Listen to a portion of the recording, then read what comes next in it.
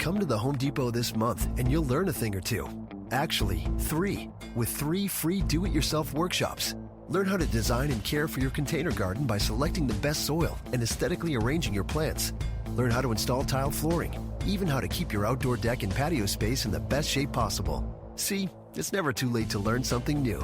Register today at homedepot.com/workshops for a do-it-yourself workshop near you. Only at the Home Depot. More saving, more doing.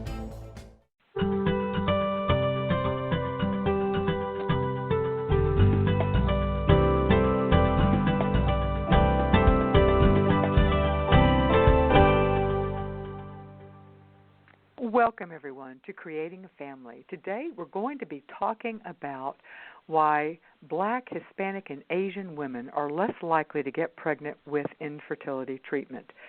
Some results of some fascinating research, some of which was reported at ASRM, but also some much longer research, and that's been done not only from the medical standpoint, but also the cultural and social and a lot of other things. Really important topic. I'm really sure you're going to enjoy it. Here's a sample of what you're going to hear. They looked at over 225,000 cycles, and they found that the pregnancy rates were lower. The clinical intrauterine gestational rates were lower among Asian, Hispanic, and Black women, statistically significantly different. And then when they kind of plotted that out and looked at outcomes and pregnancy losses and live birth, they found that the likelihood of live birth was also statistically different among the races. This show is brought to you by Creating a Family. We are the National Infertility Education and Support nonprofit. I'm Dawn Davenport, and I'm the host as well as the director of Creating a Family. You can find us and all of our resources online at creatingafamily.org. This show is underwritten by our corporate sponsor, Ferring Pharmaceutical. Ferring has a free program they want you to know about, My Fertility Navigator. This program offers free one-on-one support for women who are struggling to get pregnant and are quite not sure what their next step ought to be. And the beauty of this program is that once enrolled, you will receive a personalized guidance from a real human being who they call a fertility navigator. And this person can provide you with information, basic information about fertility, as well as helping you connect with a nearby fertility center or providing you information on financial resources and things such as that. You can get more information by going to their website, myfertilitynav.com, myfertilitynav.com. Today we're going to be talking about a subject I am personally very interested in, why women of color are less likely to get pregnant with infertility treatment. Our guest today is Dr. Torie Comeaux Plowden. She is a reproductive endocrinologist and a researcher in the area of disparity with success rates for minorities as well as access to care.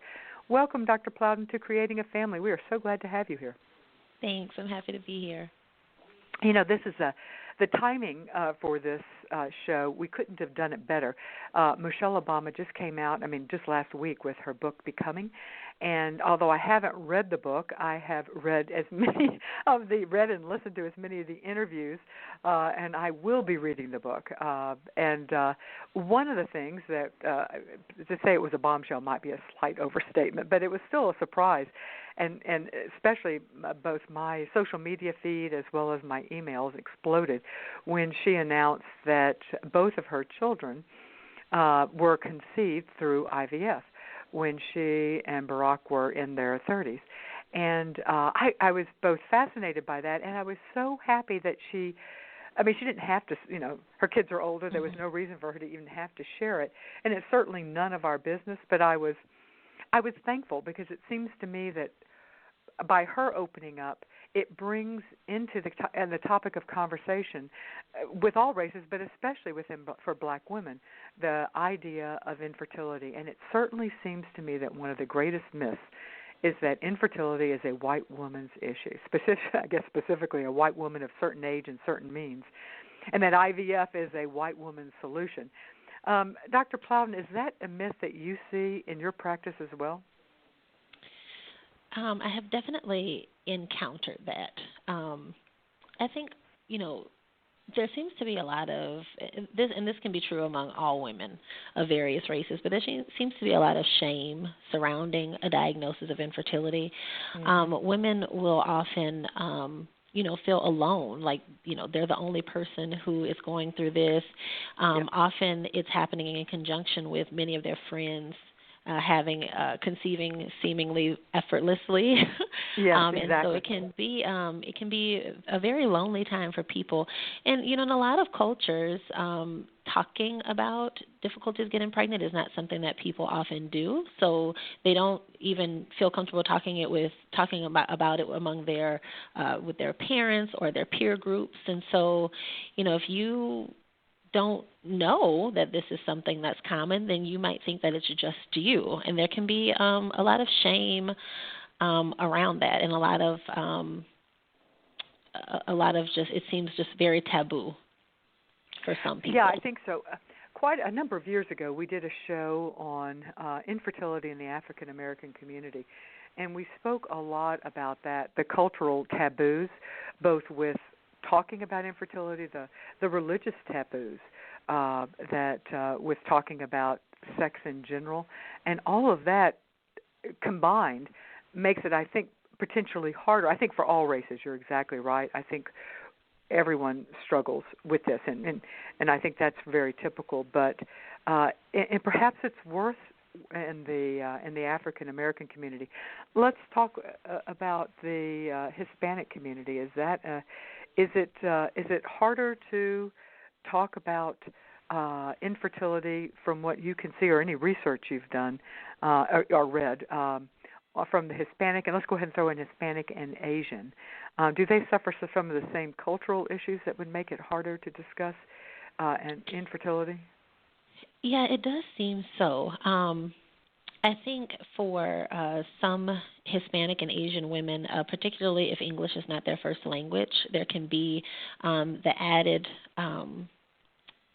factor of like language issues, language barriers, not knowing who to come to for help, or not being able to actually access even their primary care physicians or a general OBGYN to find like where the right place to go is. But there does seem to be some also cultural taboos that are different. For instance, I had a patient recently whose spouse is from Laos, Laos originally, and they were trying to find a sperm donor with the same background. And she was looking at many different sperm banks across the country, and she was not she had not yet been able to find such a donor. The patient was a Caucasian woman, and it was very important for them to have a child that represented the mixed ancestry that had they conceived spontaneously that child would have had. And they were having a difficult time. Good point. She said that it seemed like from her spouse's culture that, donating to a sperm bank for that group of people was something that was like less likely to be done, and something that might be frowned upon. So she had very real concerns that she might not be able to find a suitable sperm donor, or that they may have to potentially use sperm from a person of a similar genetic background, another type of Asian person, as opposed to the one that matches her spouse most closely. I've heard that, and the other thing is that I don't know this to be a fact, but I suspect that there would be less advertising from the donor sperm, the cryobank community, into Laotian communities, Vietnamese communities, or any community of color, and perhaps Hispanic as well. So that would also play into why there might be fewer sperm donors. And I've certainly heard for women who are seeking both sperm as well as egg donation, it is harder to find a Asian or I'm not sure about black, as far as perhaps black even as well with egg donation. Do you know if egg donation? Do you know if there are fewer representative as to the proportion of the population black eggs in egg banks, or black women who have signed up to be egg donors? Or I haven't seen that. I'm kind of guessing. I haven't seen good data on it. I have heard anecdotally from colleagues who have donor banks in their area that they've noticed that, but I haven't seen Yeah. any actual research done on it. Same here. No, nor And have I. egg banking is relatively New. still relatively new. Yeah. So I don't know if exactly. the answer is well known. Well, we could look at seeing what for egg donor agencies, which are doing live donations. Although then often if you're looking for a particular ethnicity, they go out and advertise specifically for that person. So it might be a little different. Egg banking might be a better, yeah. All right, so let's talk about some of the, we've talked about there being some myths. Let's talk about some of the reality.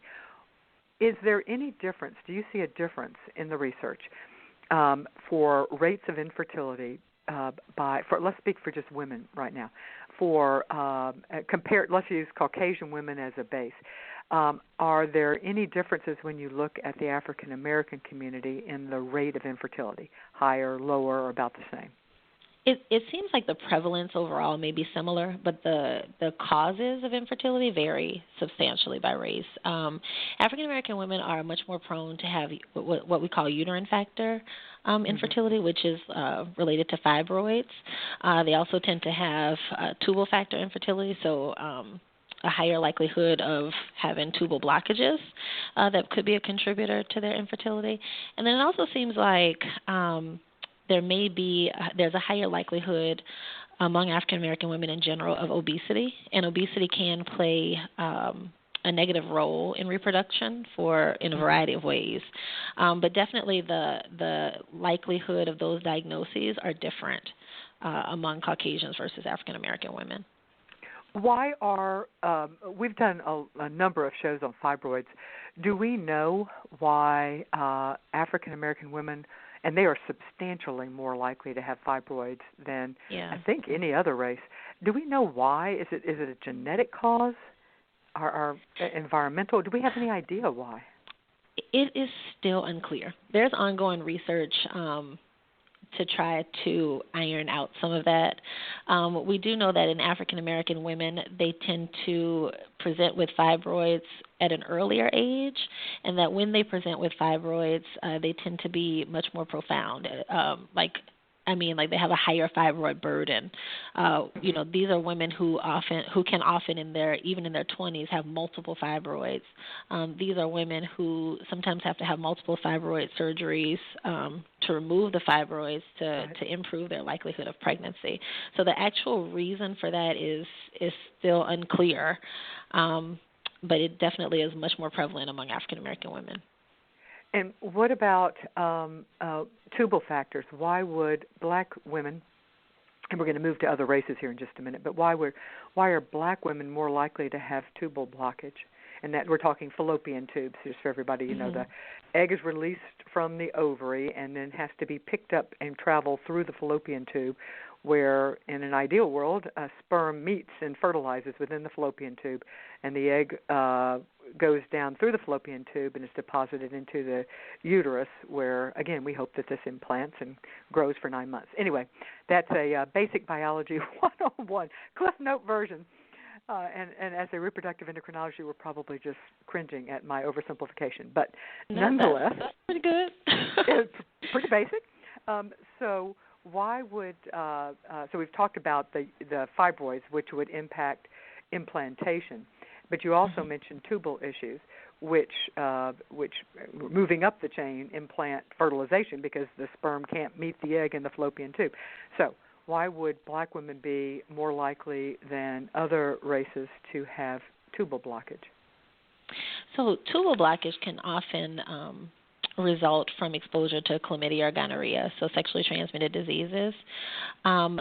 Sometimes women in minority communities, either African American or Hispanic women, are more likely to have those. Let me say that in a different way. If they have exposure to gonorrhea and chlamydia, they may be less likely to receive the appropriate treatment, which could put them at a higher risk of developing tubal disease. So sometimes these ladies don't always have access to care to get treated appropriately. So sometimes they may not have been diagnosed until much later, until they've developed like a severe pelvic inflammatory disease. And so that can be a reason why they are more likely to suffer tubal damage. Okay, so now we've talked about the rates being, you said basically the rates of infertility may be about the same, but the causes might be different. Now that's for African American women. So let's talk about for Hispanic and Asian, what's known as far as their rates of infertility compared again, say, to whites. So, again, I think it's similar, although it is a little bit of a confounder because women from these cultural backgrounds tend to present for care less often. They may be this may be we may be incorrect about this, meaning that if the women who are in these other communities and they are infertile but they're not coming in for treatment, then we can't really accurately predict the prevalence because we really don't know how many people are truly affected. We're only able to comment on people who have actually come in for evaluation, if that makes sense. Yeah, no, it makes total sense. No, I hear exactly. So it appears that it's about the same, but you're putting a caveat out there saying, but, you know, it's possible that if we were able, which we're really not, but if we were able to do a study that studied women, all women, not just women who are coming into care, we might possibly see something. Do we know if the causes for Hispanics or Asian women, the causes of infertility, are any different than, say, from white women or even African American women? For Hispanic women, they also seem to be at a higher likelihood of having tubal factor too. But not necessarily fibroids. Not necessarily fibroids. Okay, interesting. Not necessarily fibroids. There was one large database study that was done back in, I think, 2016 by Humphreys et al., and they saw in their particular study, African American women were 6 times more likely, and Hispanic women were 2 times more likely to have had a prior diagnosis of chlamydia. They also found that uterine factor was much higher among black women in their patient population.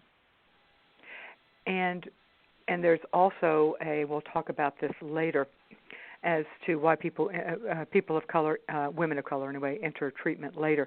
There's also been some interesting research which has tried to understand what the knowledge of people in various communities are about certain fertility issues, and the knowledge that an STD, sexually transmitted disease, can impact, after treatment, can impact fertility, was something that was very low, as well as interesting. This one really surprised me, that knowledge that how dramatic age impacts fertility was also fairly low in communities of color. That one surprised me. It didn't surprise me about the lack of knowledge about STDs, because I actually think that's pretty much across the board. I'm going to read out some stats just that I found that I thought were interesting. Married black women between the ages of 25 and 44 are nearly twice as likely to have infertility problems than married white women. And that was from the CDC. I thought that was interesting. Let's see. But they are more likely to seek treatment or get treatment. 8% of black women and 8% of Latinas between, again, the ages of 25 and 44 have used fertility treatment, and that's compared to about 15% for white women of a similar age. And I don't believe there was any information on Asian women in this particular study. So I'm just looking through to see if I see any other interesting things. All right, so we've talked about women. One of the things that I think we so often overlook in the whole infertility world, and that is talking about male factor, either as the primary contributing cause to a couple's infertility or as a commingled cause. So and I have to admit up front that I was reading a lot of the studies that were presented at ASRM this year, and I may have just missed it. And I don't really know of studies on this, so I'm hoping you do. And that, are black men more likely to have infertility or less likely? Is there any evidence about the sterility up or down compared to other races for black men? I am not aware of any study that has specifically addressed that. Yeah, I'm not Yeah, aware of any study that looks specifically at that. I'm not either, and I did do a little looking, not a lot. So if anybody in our audience knows of any, if you will shoot me an email at info@creatingafamily.org, I would really appreciate it because I'm curious about that as well. And I would think that would be the very same for Hispanic and Asian men. I'm guessing you probably don't know that either. I haven't seen any study looking by race at male infertility. I think you make a good point, though, that sometimes the milk factor is overlooked, and that's part of why, when we work up a woman for infertility, it's a couple. We work up the husband at the same time as well.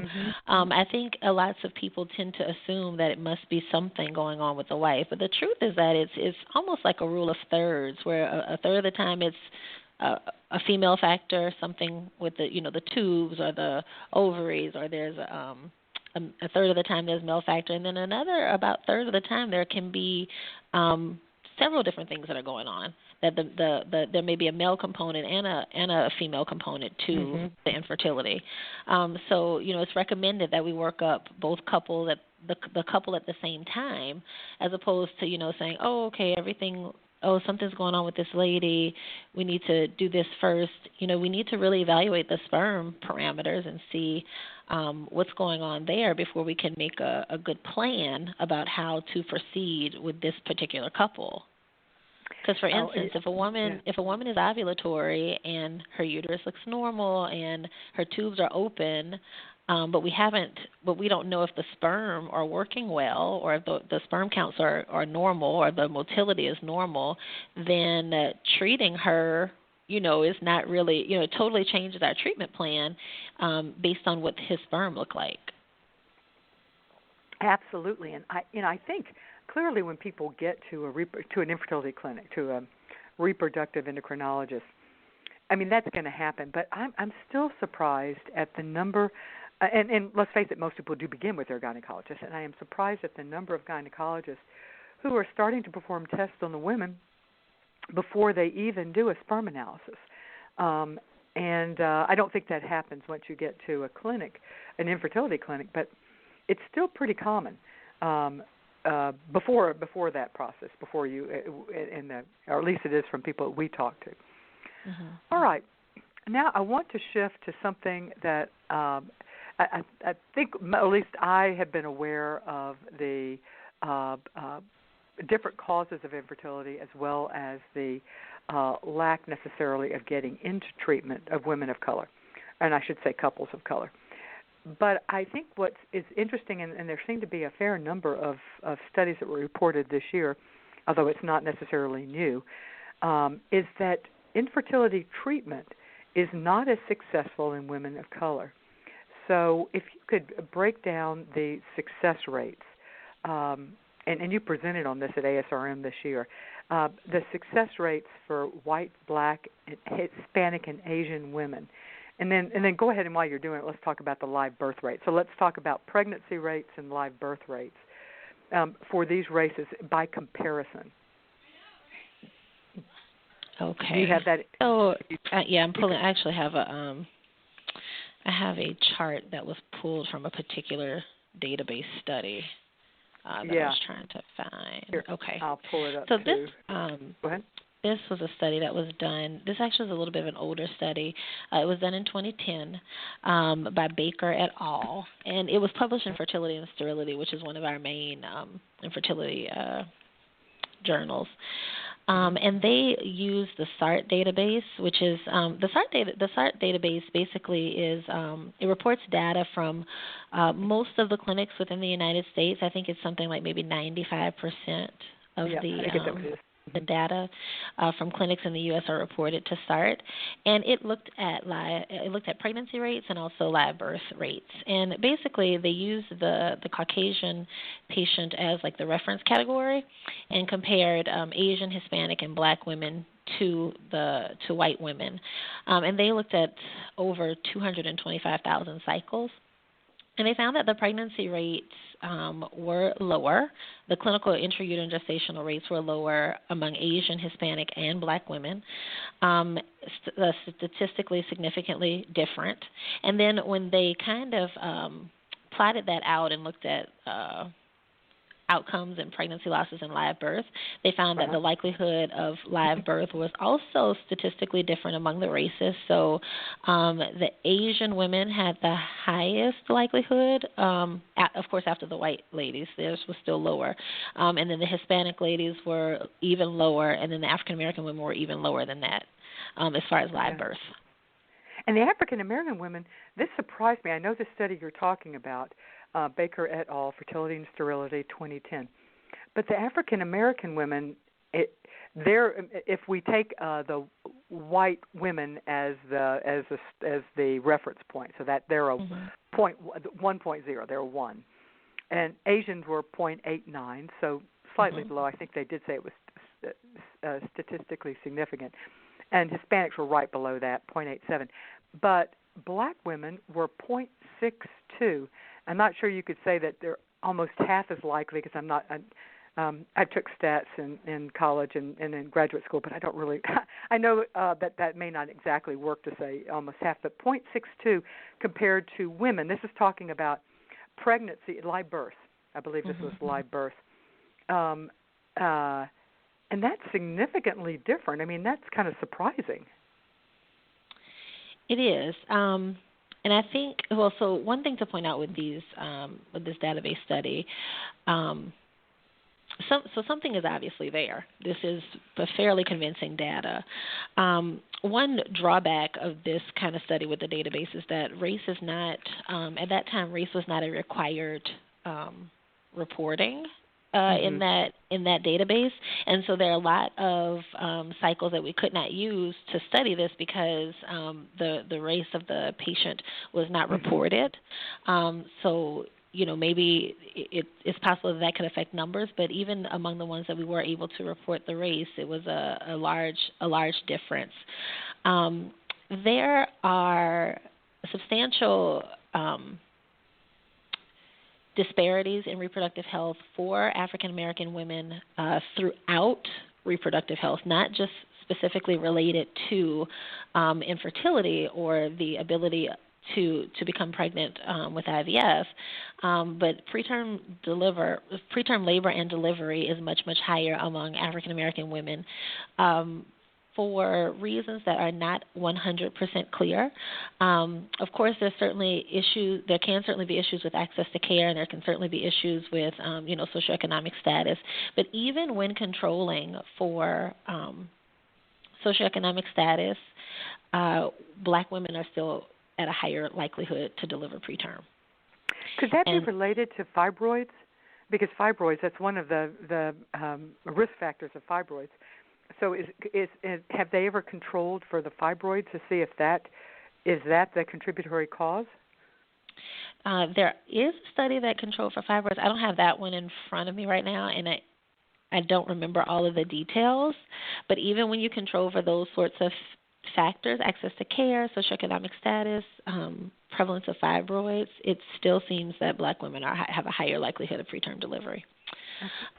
There are some studies out there just looking at, the effect of racism, the effect of stress. It's kind of very difficult to look at those sorts of factors because they're multifactorial, and it's kind of it's not like it's in a vacuum, and it's kind of hard to kind of tease some of that out.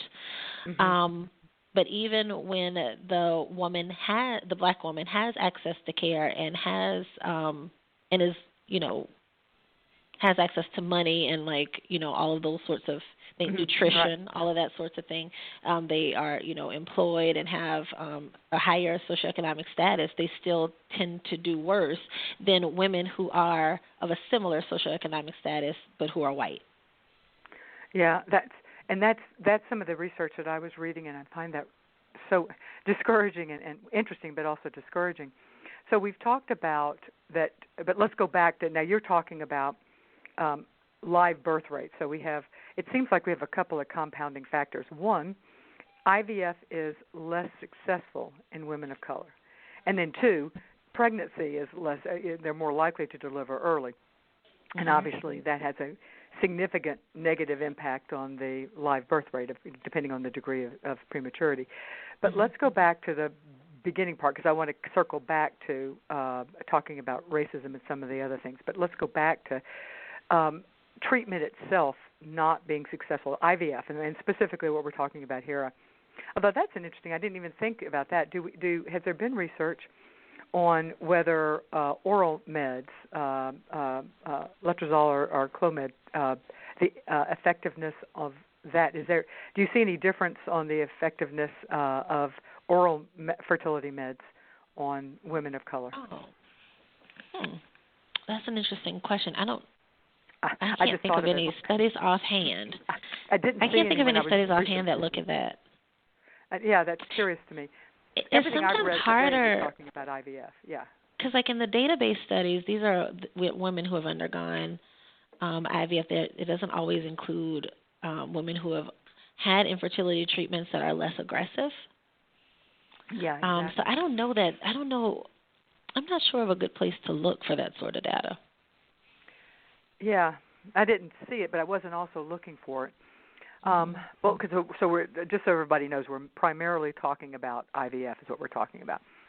All right, so we know that the success rates of IVF itself are less. So do we know what are some of the factors that cause infertility treatment to be less successful in Black women and Hispanic women and Asian women? You mentioned access to care. Let's start there.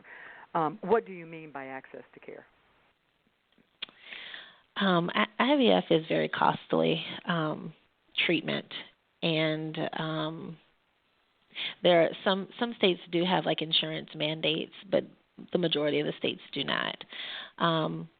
So sometimes women of color may be less likely to present for care. That could and one contributor could be the cost. There are certainly steps that can be used to treat a person and potentially give them a pregnancy or a live birth prior that are less costly than IVF. Like people think of infertility and they think immediately of IVF, but there are often other ways that a person can become pregnant that are less aggressive, depending on, of course, the diagnosis, the reason for the infertility. But there has also been some data out there to show that even among people who are kind of like those gatekeepers. So and what I mean by that is I mean like perhaps the primary care doctor or even a general OBGYN, that they might be less likely to refer patients who are of women of color just because they themselves might think that the person can't afford it without even necessarily asking. A colleague of mine, she works in Oklahoma, and she was on the panel for this ASRM discussion that we did at this past ASRM. And many people in her patient population are Native American, and they weren't seeing referrals to their clinic of many Native Americans. And when speaking to some of the providers who were seeing these people, some of it was that those Native American patients might not necessarily have been interested in treatment, perhaps, but a lot of doctors were assuming that they weren't interested or assuming that culturally they would not want something that aggressive, and they weren't referring the patients. She actually established a partnership with the tribe, and I apologize, I don't remember specifically which tribe it is, but with the tribal leaders. And then she did some community outreach where they went to that group and did some outreach and kind of did some education and basically explained to them that, IVF might not be necessary for everyone. And then once they answered those questions for that group, they noticed an increase in people who were referred to them and sought treatment. And some people did become pregnant, certainly without having to move to infertility, to IVF, which is the most aggressive of the treatments. But the point is that, even providers have biases. There can be implicit bias, and it's not the onus is not on the doctor to, decide, these people wouldn't want that treatment, so I'm not going to refer them. Like, that's a little crazy when you think about it. Yeah. But in that particular patient population, access to care wasn't even necessarily coming from the patients themselves. It was coming from some biases from the physicians who typically would have been in that referral population. There's also been some data that kind of I'm trying to pull it up here. Sorry. Are you going to move into talking about later entry into care, or are you still going to talk about access later to care? Access to care? Just that basically was talking about, it was a survey looking at primary care doctors and how, and how they weren't necessarily referring patients of all races. There was one particular study that I found it so crazy. I don't have the study in front of me, but the information was that white women with cancer were 2 times more likely to be referred for fertility preservation than women of other races. And that was specifically among women who had cancer. So even in the face of cancer, some physicians were less likely to refer women of other races to even discuss fertility preservation, and that's that's wrong, and it's kind of scary. And we're talking, so that everybody knows, we're not talking about fertility doctor here. We're talking about, and I like the term you used, Dr. Plowden, you were saying gatekeepers, and so that's what we're talking about. We're talking about primarily primary care doctors, GPs, internists, and gynecologists. And so they're the people who we go to who normally are the ones who tell us when we need to go see a specialist.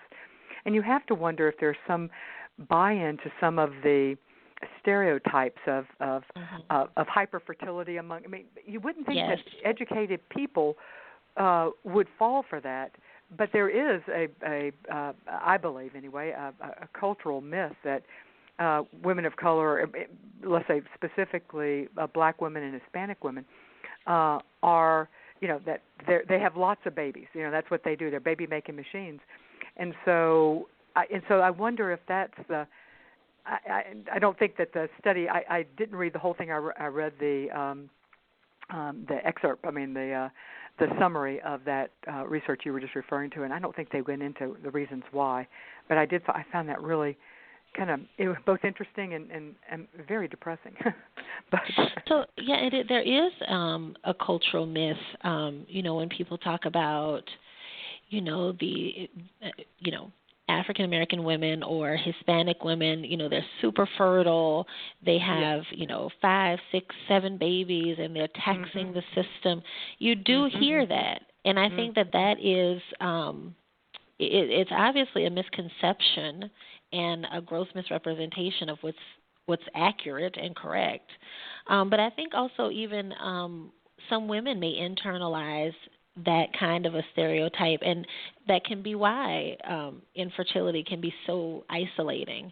If you're an African American woman and you've kind of thought your whole life that, we get pregnant so easily, and then you can't, then you think that, oh my God, something's just very wrong with me, and it can be a source of shame, a source of guilt. Absolutely. And it's also just inaccurate. But there certainly are those stereotypes in America, and it can make physicians perhaps less likely to refer patients appropriately, which is disturbing, to say the least. Now, there have been some other there was a study that was done at Walter Reed, which is an Army medical facility, and this study was done by I think it was Sakme et al., and it's a little bit of an older study, but the system in the military is a little bit different in that cost is not as much of a factor. Meaning that their access to care it tends to be a little bit better. And so in that system, they found that African American women were more likely to seek out infertility treatment, but Hispanic women were still less likely to seek out infertility treatment in that kind of like equal access to care setting. And it was unclear why that was. Perhaps that might be a little bit of a cultural barrier among Hispanic women, or it could have also been a language barrier. Maybe that was a concern. But there was some research that showed that, which I thought was very interesting. Yeah, let me pause for a moment to remind everyone that you're listening to Creating a Family. Today we're talking about differences in pregnancy rates and fertility treatment success for Black women, Hispanic women, and Asian women. This show, as well as all the resources we provide at Creating a Family, could not and would not happen without the generous support of our partners who believe in our mission of providing unbiased, medically accurate information to the patient community. One such partner is Schrass 2.0. They are a specialty fertility pharmacy that believes pharmacy care can and should be remarkable, and they really mean that. I met with them at ASRM, and I was so impressed with their entire team. All of their employees, and they mean all, even obviously the pharmacists, but even down to the shipping coordinators, understand infertility and infertility treatment and the stress of that. And they do such a good job of educating and supporting the patient community. We also have Manhattan Cryobank. They are dedicated to helping clients have healthy babies by analyzing a client's DNA in combination with the DNA of prospective sperm donors to provide the client with a personalized catalog of safer donor matches. And in addition to donor sperm services, they also offer a full range of andrology and fertility preservation services. Coming back to, we're talking with Dr. Torie Comeaux Plowden. She's a reproductive endocrinologist, and this is her specialty, or she's certainly done research in the area of healthcare disparities in the area of reproductive health. One of the interesting things, we're talking now about fertility treatment being less successful than women of color, and we preach all the time here at Creating a Family that age is the number one factor that we have to be aware of, and as far as success of treatment, and we need to get women into treatment sooner. And what some of the research shows is that women of color are likely to enter care later than and again we're comparing things to white women, so later than white women. And there were a number of women. One, the thing you just mentioned, if you believe that the race that you come from or the ethnicity that you are from is hyper fertile, then it's more likely, if you think about it, to say, okay, well, I may not have gotten pregnant in the first 8 months, but I'll give it I'll give it another 8 months because everybody, all my friends and family get pregnant. So that could play into waiting to get into care, it seems to me. I'm not sure if that's actually been teased out by the research, but it makes common sense to me that myth could make it harder for women to say, okay, I got to get into care. Dr. Plowden, is that something that you've seen as well?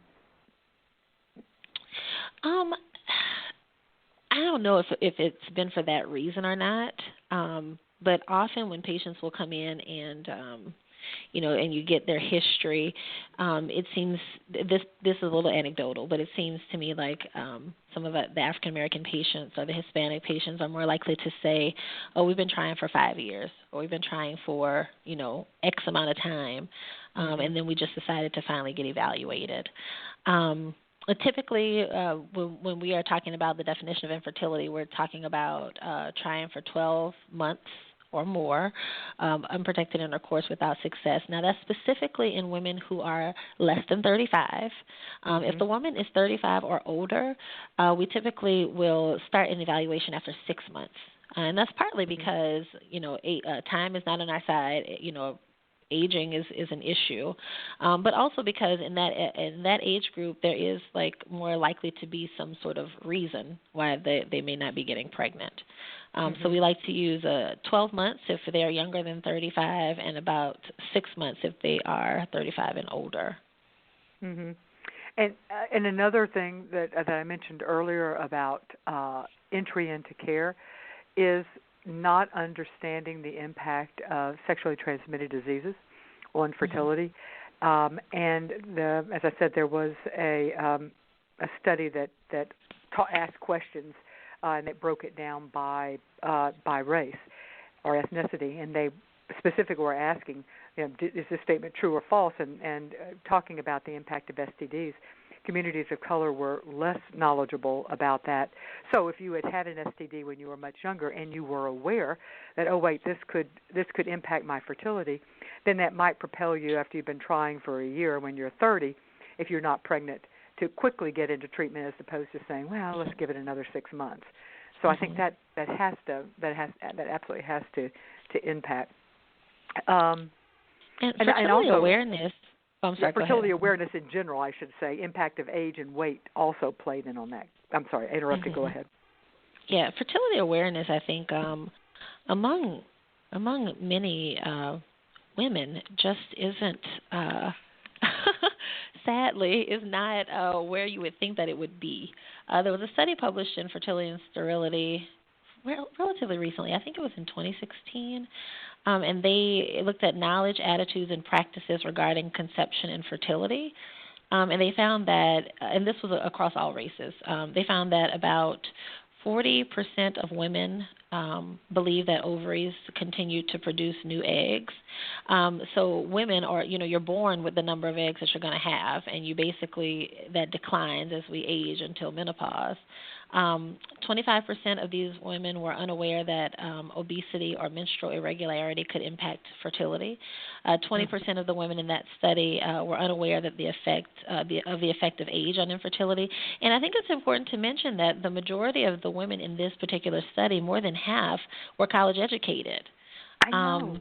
And yet they I feel like we're failing. Yeah, I agree. Yeah. It was very eye-opening, I thought, just to kind of look at this information. There have been some other studies looking at fertility awareness, and it seems that, in general, that there are more misconceptions among women of color than among Caucasian women. But in general, a large percentage of women are unaware of these things. And then, you have other factors out there in the media. So, for instance, there are many celebrity women who become pregnant at much older ages, even in their 50s, and who many of them have twins. None of them seem to have children that are affected by congenital abnormalities or chromosomal abnormalities such as Down syndrome. And the truth of the matter, statistically, most of these ladies are probably using donor egg or some form of assisted reproductive technology to achieve these pregnancies. And for these celebrity women, money is not really a factor because they have, many of these women are actresses and millionaires and that sort of thing. And I think that translates to women feeling like they have all the time in the world. If so-and-so got pregnant at 48 with twins, I'm only 35, so I have plenty of time. And that's not really an accurate representation. It's interesting that you mentioned our former First Lady Michelle Obama. I actually saw her speak just the other day, and she talked a little bit. I'm sorry, say again? Lucky dog. I said, I know, it was incredible. That's a whole other story. But she spoke. She did mention the reason that she said that she mentioned her struggle with infertility was, one, to make people more aware, but she said also age is a factor. And as women, women who, have these careers and are successful, one thing that you really must consider if you aspire to have children is where that will fit in during that time period. And she said she brings that up often with, people that she's close to and also other people that she might mentor or other professional women that she knows, because many women, this is not like necessarily at the forefront of their minds. I think that we spend a lot of time as younger ladies, trying to avoid pregnancy and using contraception appropriately so that we can become pregnant when we're ready. And yet you don't anticipate that when you are ready that it will not just happen quite easily. Mm-hmm. And so, aging is a factor. There really is a biological clock, and it really, does have a limit. Yeah, and we need more women to speak up. Mm-hmm. And it's none of our business how celebrities conceive, and I appreciate their desire for privacy. Sure. But I also am very appreciative when they are open, and I particularly resent, quite frankly, when they imply that they did not, when chances are extraordinarily good that they did. It's one thing to just be mute on it, and there's a whole other thing to actively imply that I heard one woman one time talking about it as an accidental pregnancy, and I'm thinking it's possible. I mean, it is possible. But, yeah, probably not. But, again, it's none of our business, I suppose. Let's go back to talking about some of the reasons that the causes or some of the reasons why infertility treatment is less successful in women of color. One that you've mentioned is black women and Hispanic women, and I don't believe this holds true for Asian women, have a higher incidence of obesity than do white women generally in the population. Is that true? I think I've seen studies on that. Dr. Plowden, yeah. Have you seen any? Yeah.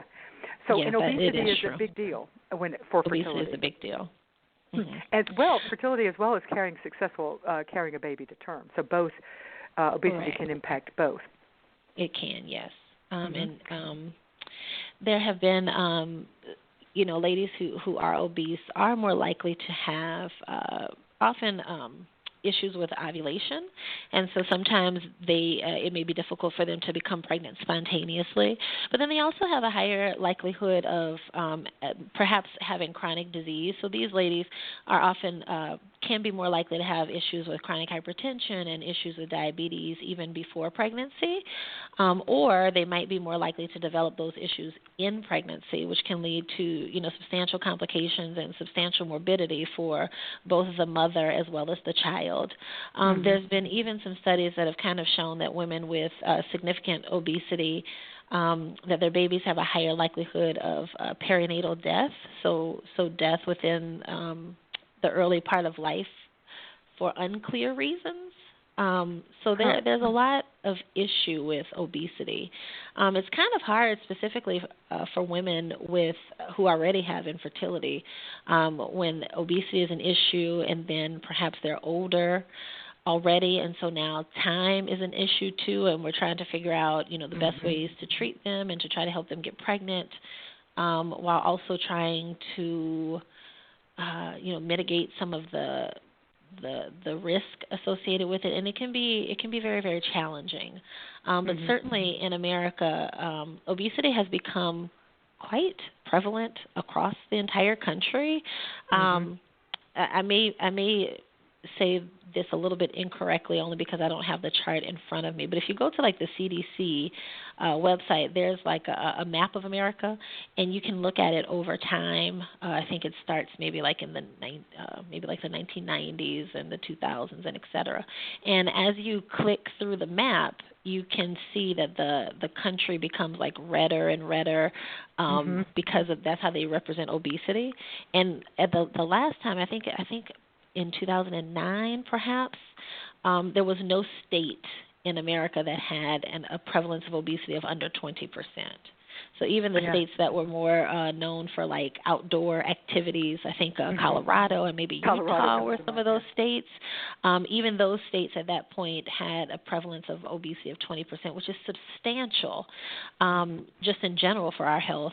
But then among African American women and among Hispanic women, that prevalence is even higher. The most recent statistic that I've seen, which I think also did come from the CDC, said that a third of African American women were overweight or obese, and that is substantial, and could have a negative impact on health in general, and then specifically on reproduction. But even when we factor in the lack of access to care, not being referred early enough, late entry into care for all the reasons we just talked about, and obesity, even when you control for all that, there is still women of color are less likely to respond successfully to IVF treatment. Is that a fair statement from your reading of the research? Yeah, so there are, yes. So we have seen some perhaps biological differences, and those reasons have not been fully elucidated yet. There have been some studies that show that Asian women, their estradiol levels tend to be different compared to Caucasian women, and still their success is lower. Mm-hmm. There have been a couple of studies that showed that in Asian women, and then another study looked in African American women, and that when they didn't do a fresh transfer, so when we do IVF, we're giving lots of hormonal medications to stimulate the ovaries. We go and retrieve the eggs. We put the eggs and the sperm together, grow embryos, and then put the embryo back in that same into the person's uterus in that same treatment cycle. That's called a fresh transfer. Versus when you do IVF, you have the embryos and then you freeze all of the embryos, and then you put an embryo back into the woman's uterus at a future time. That's a frozen cycle. There have been some studies that have shown that Asian women, and one study that also looked at African American women, and it seems that they may do better in a freeze-all cycle. I found that fascinating. That I think there's more than one study that showed that. I was reading some of the posters at ASRM, and I thought I said there was one there, and it was there may have been newer ones. Yeah, and frozen embryo transfers were the success rates were. It looked in my memory is that they were approaching the success rates for women white women. I could be wrong on that, but it certainly improved them. Why the heck is that? I don't get that. I was trying to think of a logical reason. Well, there's some thought that perhaps so when you're on all these hormones, your estradiol level is much higher than it is in a normal cycle. So a woman who ovulates one egg, if you check their estradiol level in the middle of their cycle, probably their estradiol level will be something like between maybe 200 and 300, versus when you have IVF and you're having all of these eggs that are being stimulated. If these follicles that are being stimulated, you might have estradiol levels like very, very high, like 5,000, or that would be significantly higher. And the thought is that perhaps there's something in the hormonal milieu that when you do a frozen cycle and it approximates what's more normal for a typical, like a person who's actually just trying to get pregnant, that maybe that could be a reason why that's different. Yeah, and I've also heard about the impact on the endometrial lining, the lining of the uterus. Yeah, perhaps it can make a difference in the lining. But what I don't get is why it's different because with white women, we're not seeing a increase. It was about the same last time I saw between. Well, there are some, and this is a whole other, we could talk for hours on just this by itself. There are some places now that only do freeze-all cycles for all comers. A lot of places are moving that way. No, yeah, for all comers, Caucasian, African, anyone. Yeah. And so now there's some debate, okay, well, do we really need to do that? The truth is we don't know really 100%, but it does seem that maybe in African American women or in Asian women that this might actually make a difference. In 2017, Dr. Hill et al. And they're from Walter Reed / NIH, they did a series of studies that were specifically looking at prematurely elevated progesterone levels. And so there's some evidence that if the progesterone level becomes elevated too early in the process, that it can decrease pregnancy rates. They looked at some of this by race, and they found that the prevalence of an early elevated progesterone seemed to be higher among minority women. And so maybe that's something that's happening. That could be a biological reason why we might be seeing this less likelihood of pregnancy. This is still kind of like newer research, but and we haven't teased it all out. Like 100%, but it seems like there could be some biological plausibility as to why as to why this might be happening. Well, and it made me feel optimistic, if only because I do think that there's a strong, we're certainly seeing in the clinics that we partner with, a strong push towards moving more often to freeze-all and then transfer, allow the woman's body to kind of reestablish back to normalcy, and then transferring. And so we're seeing that. So I thought, well, okay, if that's the case, and women of color, their success rates increase with that, then maybe we will see less in the future, less disparity of success between a black woman and a white woman. Maybe I'm trying to look for the happy ending here, but it does seem to me that that's a positive thing that we may have success with. Before we stop, I did want to, I think we'd be negligent not to talk about the impact of racism on reproductive health. One study I wanted to bring up was, I think it was a 2012 study, and it was on clinic advertising, and it found, so this is a number of years old, but still, it found that 97% of the clinics included photographs of white babies on their website. 62 featured only photographs. 62% featured only photographs of white babies. So if you're advertising to a white demographic, how is that going to influence the people who are coming into treatment? It may be subtle, but it's hard to argue that it wouldn't skew, that this skewed advertising is not going to have some impact on the demographic of patient that seeks you out. That's really interesting. I had not seen that research, but you're right. Representation does matter, and not seeing yourself represented among these successful outcomes could even kind of subconsciously make a person less likely to seek out care at that place. That certainly could be true. There have been studies, and this was not specifically looking at reproductive health. It was more looking at a variety of other factors. And it concluded, it was a meta-analysis, a systematic review. It was done in 2015. And some of the things that were interesting were that they found an association between people who had experienced racism and their mental health, and also people who had experienced racism and the level of their physical health. And again, it wasn't specifically related to reproduction, but there were differences in the health of people who had those negative kinds of experiences. And our general health influences our fertility. Yes, general health can certainly be a predictor of like how likely someone is, to reproduce. There are many factors associated with getting pregnant that we don't, fully understand. But if you think about, nutrition, lack of chronic diseases, or if you have a chronic disease, having it under control, having it well treated, it would make it more likely for a person to become pregnant if their chronic disease is under control versus not.